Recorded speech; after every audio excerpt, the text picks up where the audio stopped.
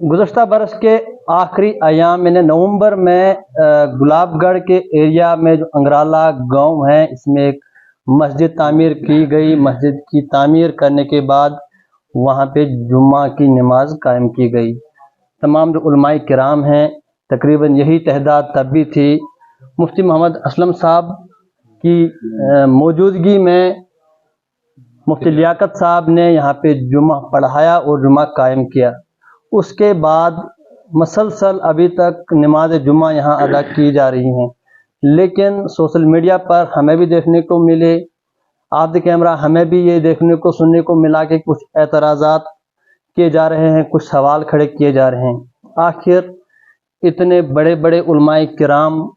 यहाँ पे मौजूद थे, इनकी मौजूदगी में नमाज जुम्मा अदा की गई और जुम्मा कायम किया गया। आखिर उसके बाद भी इतने सवाल क्यों खड़े किए जा रहे हैं? आज दोबारा से यानी आज 10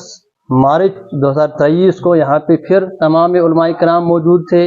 मैं फिर से बताने की कोशिश करूँगा कि मुफ्ती असलम साहब, मुफ्ती लियाकत साहब और जिस चेहरे को दाऊदी साहब के बाद जाना जाता है, उनकी आवाज़ के मुंतज़िर जम्मू कश्मीर की उम्मत मुस्लिमा होती है तो वो हैं मौलाना बिलाल अहमद कुमार साहब। वो भी आज यहाँ पे मौजूद हैं, मैं आपको दिखाऊंगा। इन्होंने भी यहाँ पे आज जुम्मा अदा किया। अगर कुछ सवाल होते तो शायद इतने बड़े बड़े उलमाए किराम हैं, शायद फिर इनका भी एतराज़ होता। सबसे पहले इन्हीं का एतराज़ होना चाहिए था कि यहाँ पे हम जुम्मा नहीं पढ़ेंगे, यहाँ पे जुम्मा नहीं अदा किया जा सकता है। इनके पहले सवाल होते, लेकिन इन्होंने यहाँ पे नमाज जुम्मा पढ़ी।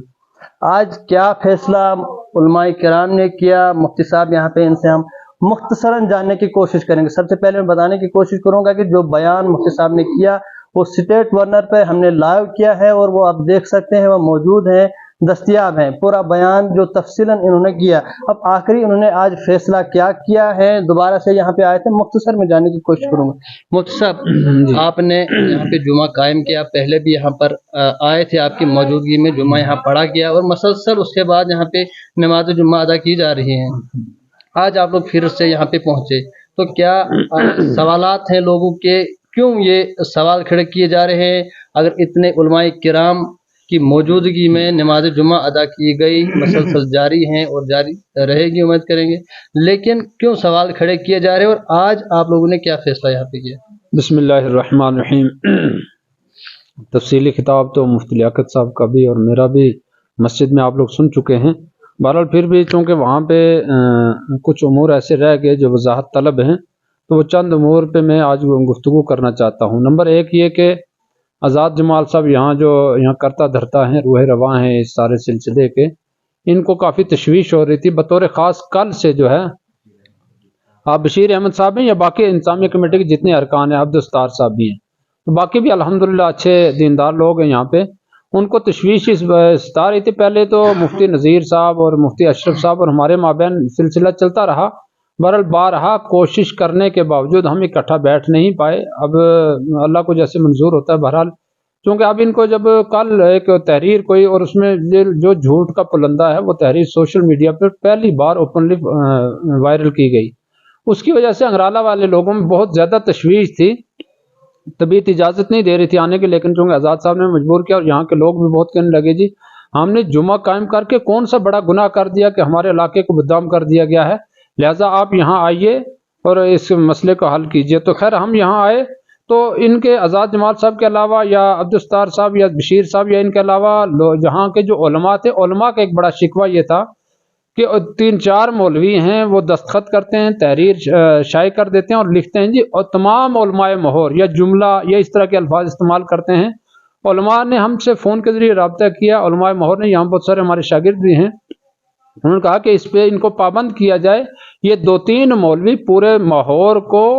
यरगमाल बनाने की कोशिश न करें, बल्कि ये इनकी ज़ाती राय हो सकती है, पूरे उलमाए माहौल की राय नहीं है। यहाँ जब हम आए, हालांकि जुमा है, जुमे में हर आलिम को अपने अपने इलाके में मसरूफियात है, बहुत सारे खुतबा हजरात हैं और भी कई मामलात, उसके बावजूद अल्हम्दुलिल्लाह अच्छी खासी तादाद में ये उलमाए किराम तशरीफ़ लाए। मैं इन सब का शुक्रगुजार हूँ कि हमारे दस्तो बाजू बनकर अल्हम्दुलिल्लाह हर दीनी काम में, हर दीनी मुहाज पे हम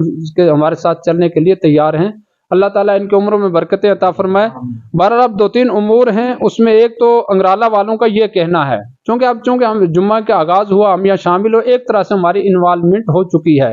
ان لوگوں نے یہ کہا ہے، انتظامیہ سے بھی گزارش کی ہے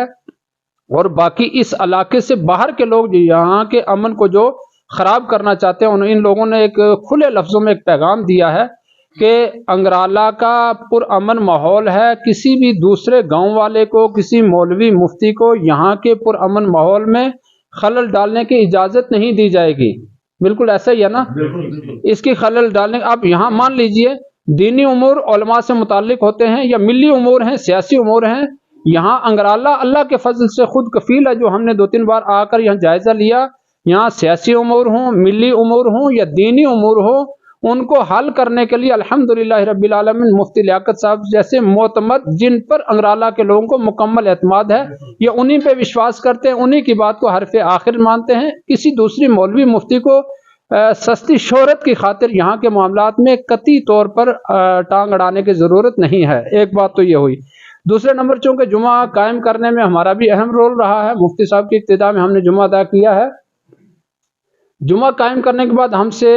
دلائل کا مطالبہ کرنا تھا انگرالہ والوں نے کہ ہمیں آپ جمعہ پڑھا رہے کہ یہ درست ہے یا نہیں ہے، بجائے ان کے ادھر ادھر کے لوگ جنہوں نے نہ یہاں نماز پڑھانی ہے نہ نماز پڑھنی ہے، وہ لوگ ہم سے دلائل کا مطالبہ کریں۔ پھر بھی الحمدللہ ہم نے دلائل دیے، چونکہ اس سے ہمارے علم میں بھی اضافہ ہوتا ہے اور ان کے علم میں بھی اضافہ ہو سکتا ہے۔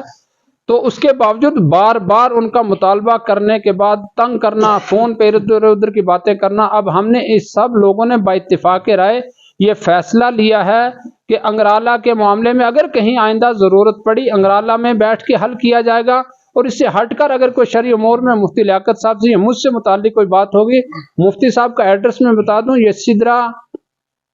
جموں میں رہتے ہیں اور میں بٹھنڈی جموں میں، کسی بھی بھائی کو ضرورت ہو دلائل کہ وہ ہمارے پاس دارالافتاء میں تشریف لائے، انشاءاللہ تعالی اطمینان بخش طریقے سے اس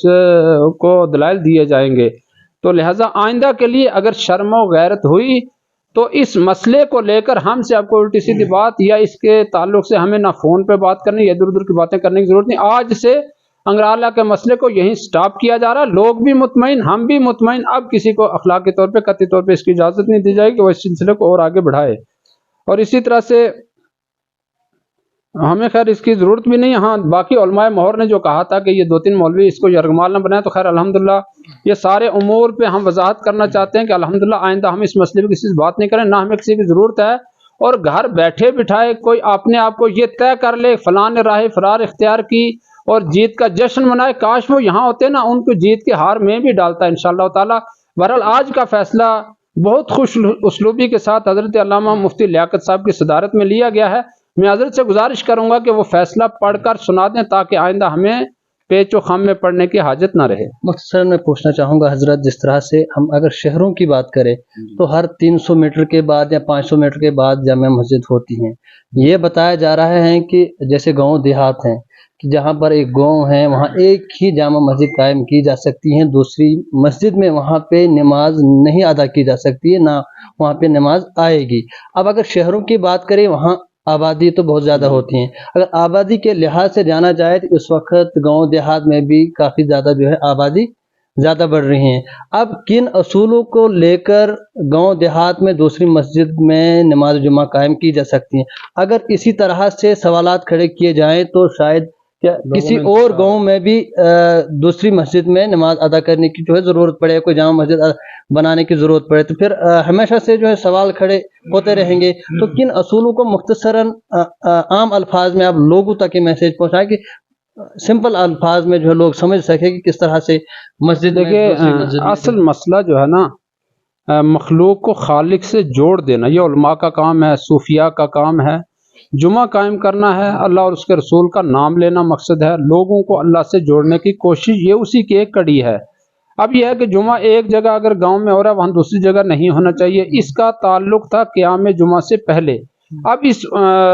سوال پہ بحث کا وقت گزر چکا ہے، قائم ہو چکا۔ مجھے افسوس ہے کہ جمعہ کے قیام کے بعد ان لوگوں نے جو باتیں کی، کاش اگر اس کی 10% کوشش اس وقت کرتے 20-25 نومبر سے پہلے، تو ہو سکتا ممکن اس کی حاجت نہ پڑتی۔ لیکن اگر جمعہ قائم ہو چکا ہے، اب جمعے کو بند کرنے کا جو الحمدللہ ہم نے کتابوں میں مطالعہ کیا ہے، فتاوی رضویہ ہو فتاوی شامی ہو، عالمگیری ہو، یا اسی طرح سے الجامعۃ الاشرفیہ جو ہندوستان کا سب سے بڑا مدرسہ ہے اور ہندوستان کے سب سے بڑے مفتی نے اپنے قلم سے تصدیق شدہ ایک فتویٰ جاری کیا ہے، اس کے تحت جمعہ قائم کرنے کے بعد جیسی بھی صورتحال ہو، جس طرح کی بھی نوعیت ہو دیہات کی یا گاؤں کی، جمعہ قائم کرنے کے بعد کسی کو جمعہ بند کرنے کا اختیار نہیں ہے۔ ہم یہ واضح لفظوں میں کہہ دینا چاہتے ہیں، انگرالہ میں جمعہ قائم ہو چکا، اب اس جمعے کو بند کرنے کا نہ مجھے اختیار ہے، نہ مفتی لیاقت صاحب کو اختیار ہے، نہ کسی اور کو۔ پھر بھی کسی کو شوق پورا کرنا ہے، بند کرنے پہ اڑا ہوا ہے، تو وہ یہاں انگرالہ میں آ جائے، یہاں جمعہ کے ٹائم جمعہ سے پہلے اعلان کر دے، بند کرنا کر سکتا ہے۔ انگرالہ والے لوگ مطمئن ہیں تو الحمدللہ ہماری اس میں رضامندی، ہم ان سے انکار نہیں کریں۔ آپ نے حضرت بتایا کہ جس طرح سے جن مفتیاء کرام نے سوال کھڑے کیے ہیں، انہوں نے لوگوں میں انتشار پیدا کرنے کی کوشش کی ہے یا مس گائیڈ کرنے کی کوشش کی ہے۔ اگر علماء ہی کرام میں ہی آپس درمیان میں جو ہے اس طرح کے معاملات ہو تو کیا امپیکٹ پڑے گا، کیا اثر پڑے گا عام لوگوں پر؟ یہ ایک کنسپٹ غلط ہے کہ ہمارے کوئی اختلاف ہمارا نہیں، مفتی نذیر صاحب ہوں، اشرف صاحب ہوں یا کوئی دوسرا ہو، مس انڈرسٹینڈنگ ضرور ہو سکتی ہے، لیکن ہمارا مسلک ایک ہے، مشرب ایک ہے، ہماری ایک دوسرے سے کوئی ذاتی رنجش نہیں ہے، تو مسائل میں بحث کرنے کا بالکل اختیار ہے۔ صرف ہماری اتنی گزارش ہے کہ ذاتیات پہ اور فحش گوئی پہ، بے ادبی پہ نہ اترا جائے، یا اس سطح پہ نہیں آنا چاہیے۔ ادب کے دائرے میں شرعی اصولوں کے تحت شرعی طریقے سے مسائل حل کرنا چاہیے، اس میں اختلاف ہو سکتا ہے، یہ فطرت کے عین مطابق ہے، یہ کوئی غلط بات نہیں ہے۔ اب اگر کوئی ایسا انتشار کر رہا ہے تو انشاءاللہ ہم ان سے کوشش کریں گے، وہ اپنے لوگ ہیں، انشاءاللہ وہ جب خوب فتوے وغیرہ پڑھیں گے امید ہے وہ سمجھ میں آ جائے۔ اب بھی سمجھ میں نہ آئے تو ہم سمجھانے سے قاصر ہیں، آئندہ کے لیے ہم معذرت چاہیں گے ایسے لوگوں سمجھانے کے لیے، اب ہمارے پاس مزید وقت نہیں۔ چلیے، تفصیلاً مفتی صاحب نے بیان کیا، اس سے قبل بھی بیان کیا اور ابھی بھی بیان کیا کہ جمعہ پہ جو لوگ سوالات اٹھا رہے تھے، جن لوگوں نے سوال اٹھائے ان لوگوں کو تفصیلاً جواب دیا مفتی صاحب نے تمام۔ میں ایک بار آپ کو دکھانے کی کوشش کروں گا کہ علماء کرام یہاں پہ بیٹھے اور ان تمام علماء کرام نے یہاں پہ نماز جمعہ ادا کیا، اور تمام ابھی یہاں پہ بیٹھے، اور تمام جو یہ کمیٹی ہیں ان کی موجودگی میں فیصلہ لیا گیا ہے کہ یہاں پہ جمعہ قائم ہے اور قائم رہے گا۔ بسم اللہ الرحمن الرحیم، نحمدہ ونصلی علی حبیبہ الکریم۔ مورخہ 25 نومبر 2022 کو انگرالہ گاؤں میں عوام کی ضرورت و اصرار پر جمعہ کا آغاز کیا گیا، اور پہلا خطبہ جمعہ حضرت مفتی صاحب قبلہ کی معیت میں اس بندہ ناچیز لیاقت علی نعیمی نے پڑھایا، اور بعدہ 2-3 علماء نے اس چیز پہ اعتراض کیا کہ یہاں جمعہ نہیں ہو سکتا، اسے بند کیا جائے۔ اس سلسلے میں آپس میں مل بیٹھ کر مسئلہ حل کرنے کی کوشش کی گئی تھی، لیکن تاہنوز یہ کوشش ناکام رہی اور کامیاب نہ ہو سکی۔ اب جب کہ طرفین سے مراکز کی طرف رجوع کے بعد جو فتاوی بریلی شریف، جامعہ نعیمیہ مراد آباد سے اور جامعۃ الاشرفیہ مبارک پور سے آئے، اور مجلس شرعی جامعہ اشرفیہ سے شائع شدہ جدید مسائل پر علماء کی رائے اور فیصلے کی روشنی میں علماء مہر و جموں نے مندرجہ ذیل فیصلہ کیا ہے۔ نمبر 1، جامع مسجد ابو حنیفہ رحمۃ اللہ تعالی علیہ انگرالہ میں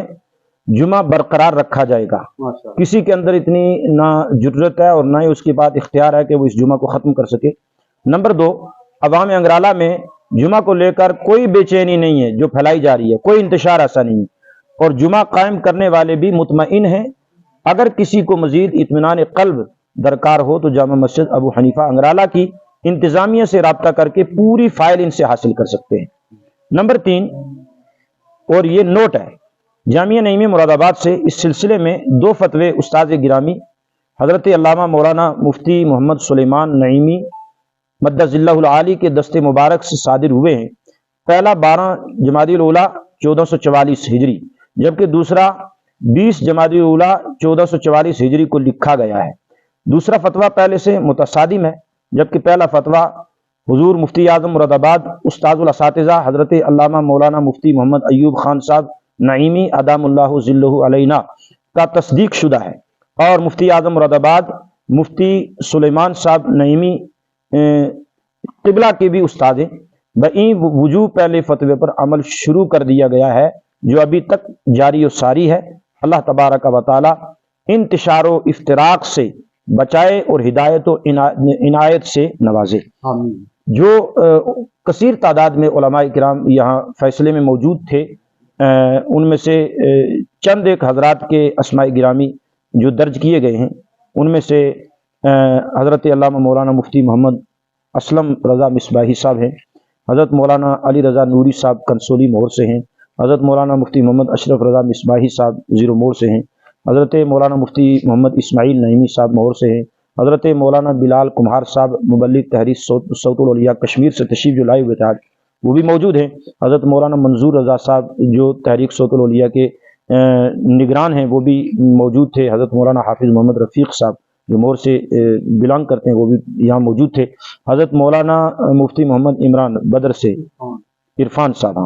جو اس وقت یہاں موجود نہیں ہیں، ہاں انہوں نے جو ہے ہماری اس بات کی تائید کی اور تصدیق کی،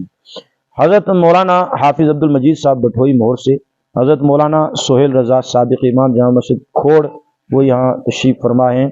حضرت حافظ محمد عاشق صاحب کشمیر سے وہ یہاں اس محفل میں موجود تھے، حضرت مولانا قاری محمد اسلم رضا صاحب مہر سے جن کا مدرسہ بھی ہے وہ موجود ہیں، حضرت مولانا سید